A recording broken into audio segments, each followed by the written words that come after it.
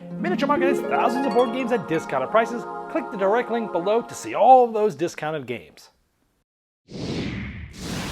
Hello my friends, today we are going to be sailing on a cruise, enjoying the nightlife, enjoying the water, but we're also going to be helping bring passengers to their rooms, hopefully giving them their luggage as well. Today we're taking a look at Come Sail Away. This is from Saashi Saashi.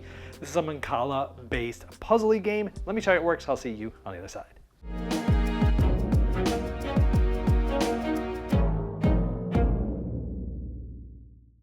In Come Sail Away, there's going to be different passengers of different types, which are different colors, and they're going to be matching ones on cards. Over the course of the game, you're going to be getting 2 cards to choose from.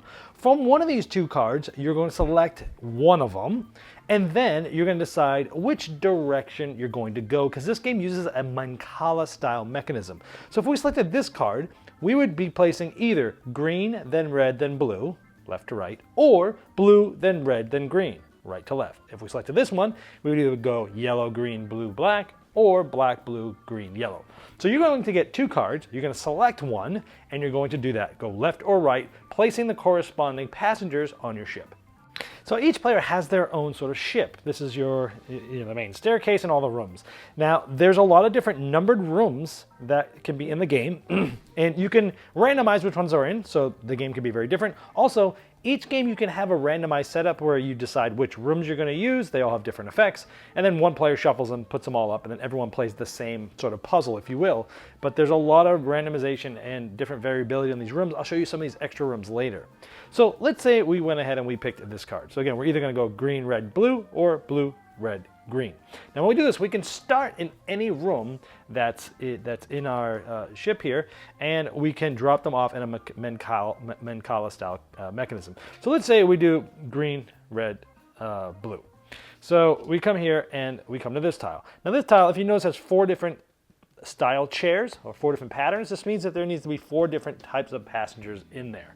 So green is fine. Now next time I cannot place a green here because it's already here. We need 4 different colored passengers. The next one is red. I'm going to put them here. Next one's blue. I'm going to put them here. Now when you do a Mancala, you can't go diagonal, but you can basically step through things. You can't return back and you can't loop back. So I could have went here, then here, then I could have come down here if I wanted to. So you have that Mancala mechanism. Now because I placed the passenger with the luggage in their red room, I get to move this luggage tracker up. Now, as I move through here, I'm going to be able to place extra rooms on the side that will allow me to place more passengers, finishing them, hopefully getting more points. And sometimes we're going to be able to take passengers from the pier and just add them to our board, or move some from one place to another, things like that. You're also going to be, as far as you get here towards the end of the game, the more points you'll get, the furthest you've gotten. So that's it. I mean, then you go, the card you did not select goes to the player to your left. So you're going to draw a card from the deck. You'll be given one from the other player. So let's say I have these 2 to choose from. Let's say I choose the top one. Again, after this round, this bottom one's going to be passed to the player to the left. So let's take a look at this one here. We get blue, blue, red, black, or black, red, blue, blue in that order. And red needs to be wants to be in the luggage in their own room. Now the game comes with this plastic pier to hold all of the different passengers, which is nice. So in this case, again, I'm going to go blue, blue, red, black. So I'm going to go blue. Now in these rooms, you have 2 chairs that are the same and 2 chairs are the same, but they're different. So if I put a blue here, this one has to be blue. These 2 have to be a different color from blue, but they need to be the same color. That's how those rooms work. So I got to go blue, blue. Here's the second blue. I got to go red. And red's going to get me up that luggage chart, and black. Now again, green, black. Now I'm going to have to put red and blue in these 2 chairs. So far I've only gone straight, but it's been advantageous because I am also going to be able to move up this luggage track. Again, like I move up here, I could take any one of these. Let's say I take this one. Now off to the side of your board, there's actually some other boards that link on here. I hadn't shown you them yet. I want to show you one step at a time here. So you can place these in any of these. Now you can see, these all sort of link like this. This can go to here, go up here, but now this one can go down to here, which then you can go down to here, you can go down to here, you can go down to here, for example. So I'm going to place one here, just gives me more things to try to complete. Now next turn, let's say we select this card. When there's two, you can just place them anywhere. You don't have to do Mancala. So let's say I place a yellow and a red, and again, yellow wants to go and get their luggage, so we'll put them there. We'll move up the luggage track. That's going to unlock another one, but another board. But now we're going to go like this. So maybe we have this board here. This one now is complete. So when you complete a room, you'll put those passengers back into the pier. This shows you how many points you get at the end. Some of them have an effect. Like this one, I get to go up the track again. And for example, I move here, I could take any passenger from here and, place them. So I could even complete this room right now if I wanted to, or put it somewhere else where it might be a little bit harder. But now this is flipped, I can't go here. So if I'm dropping a passenger here, I cannot go here. I would need to go somewhere else. But you could end up placing misplaced passengers. So let's say we had this here and I had blue that I was gonna place. This is great because it's gonna allow me to flip this over at the end of the round.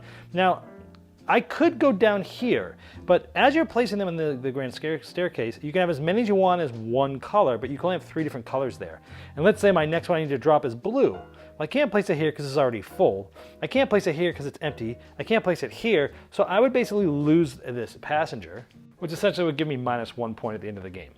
But there are certain parts on the track that if you get on the luggage track, you can actually take them from there and place them, removing that -1 point.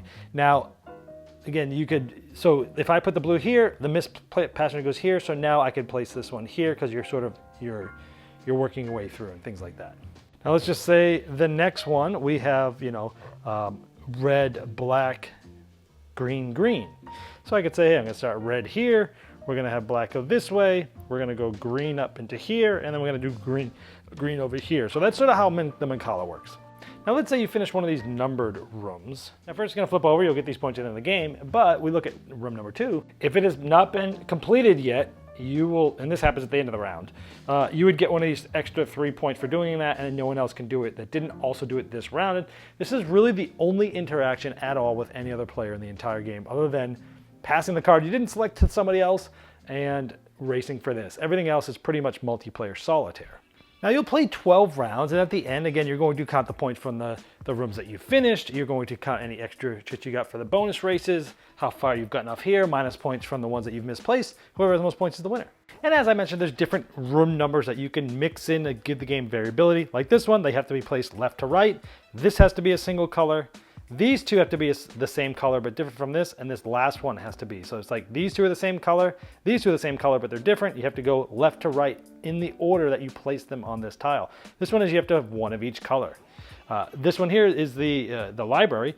So all of these have to be the same color, and then you basically take one of these and place it anywhere on your ship once you complete it. In the apartment here, you have to have 3 different colors, but all of them have to be luggage passengers. And here you have to have 3 of the same color and then a single different color. And when you finish, you'll take the colors that were placed here, the 2 different colors, you'll return all passengers from your misplaced ones back into the pier. All right, let me first tell you what I liked about the game. Generally speaking, I like Mancala style games. I like it when designers take games or ideas or mechanisms that have been around for ages in some of the old classic games and put them into more gamery games. I'm a big fan of those things, so I am a fan of that. And the Mancala-based puzzle works really well here. The fact that you have some restrictions, like you can't go back, you can't loop around, but you are moving around to try to find the best place. So I think it does the Mancala puzzle right. It's engaging and it's fun, and the puzzle is just the best part of this game. I like that you're selecting from 2 cards and then either direction. So essentially you're getting a card from the other player and you're drawing a card from the top, and you're basically getting 4 choices. One of the 2 cards, either of the 2 directions. And I like that because it gives you some flexibility as to which one you want to take. Also, you have a lot of flexibility as to where you start. So you're looking at the cards and you're looking at the different options, the 4 different options. You're like, okay, if I start here, I go here, here, here. If I start here, I can go here, here, here. So I like it. It gives you a lot of flexibility in trying to figure out your puzzle. And again, the puzzle is just so satisfying in this game. Giving you that flexibility to start anywhere and then follow those normal Mancala mechanisms just works really well. It's streamlined. It gives you a lot of freedom, but yet you're still trying to figure out the most efficient way to figure out this puzzle.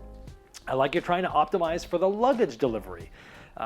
Because obviously doing so moves you up the track, and moving up that track gets you end game points if you move further, or it's allowing you to place more passengers immediately, or it's allowing you to unlock and add more rooms. and there. So that track is really fun.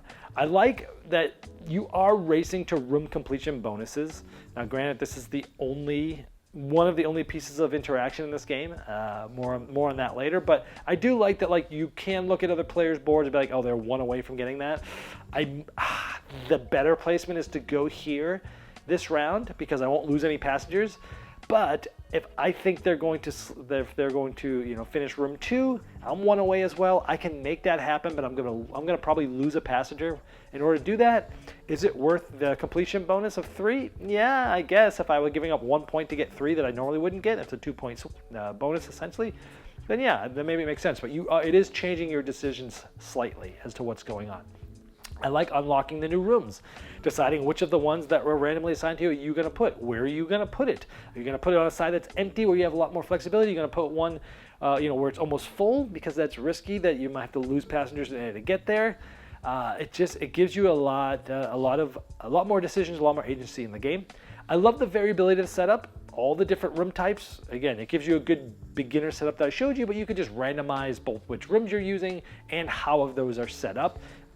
I love that because it just basically gives the game unlimited replayability in my view. Because the rooms that you're doing can be random and the way that they're laid out are random, the puzzle's always going to be different every game. Now what you're doing is the same, picking a card, picking an order, and dropping them in orthogonally, right? That's always the game is always going to be the same, but it's the puzzle that makes the game, and that puzzle changes. I'm a huge fan of puzzle games because of that. They have great replayability baked in, and because of the variability of the tiles and which ones you use and the setups, it's great in this one. I like that you're balancing constantly the misplaced passengers with other goals. A little bit of what I mentioned earlier, but you are trying to balance that. Can I afford to lose a misplaced passenger right now because I know that I'm going to get a passenger luggage done, and I know that I'm going to be able to take him off later, right, and put him somewhere. So you are balancing a lot of different things at once, even though the game's quite simple for mechanisms. And again, you're getting a new puzzle every game. Negative side of things, this game is pretty much mostly multiplayer solitaire. Some people will not like that. If you don't like multiplayer solitaire games, this one's not for you. If you don't mind them, or you like individual style puzzles, but there is a little bit of interaction. I mean, which card I pick is mostly going to be the one that benefits me the most. I'm always going to do that. You could hate draft, but it's like, if I pick the card that's not going to be good for you, I don't really know what you're going to do with this card. I could try to look, but it's probably going to stop you. Nothing to do with any other players, so I'm going to pick the one that helps me the most. So the drafting, sure, they're getting the card that I'm giving up, that's fine. That adds a little bit of interaction, but it's not that strong. The real thing is just the race, and I do like the race, but this is mostly multiplayer solitaire. If you don't like that, this game's probably not for you. The biggest problem I have with the game is it's not widely distributed. Saashi Saashi, they make a lot of games I really like, and they find partners, U.S. partners, to produce their games almost all the time. This is the largest box and the highest price tag game. They have not found a distributor yet, and I hope if you're a publisher watching this in North America at least, pick this game up because it's fantastic. So I mean, for right now, you basically have to buy the game from Saashi and Saashi's website. And with shipping, it was $45, but 25 shipping because it has to come all the way over here from Asia. So it's pretty expensive. So is it worth a $70 game? I'm gonna get it as my money's worth because the game has unlimited replayability. I'll play it a lot. But for like a 25-minute game, $70 when you talk about shipping and the game is a bit steep.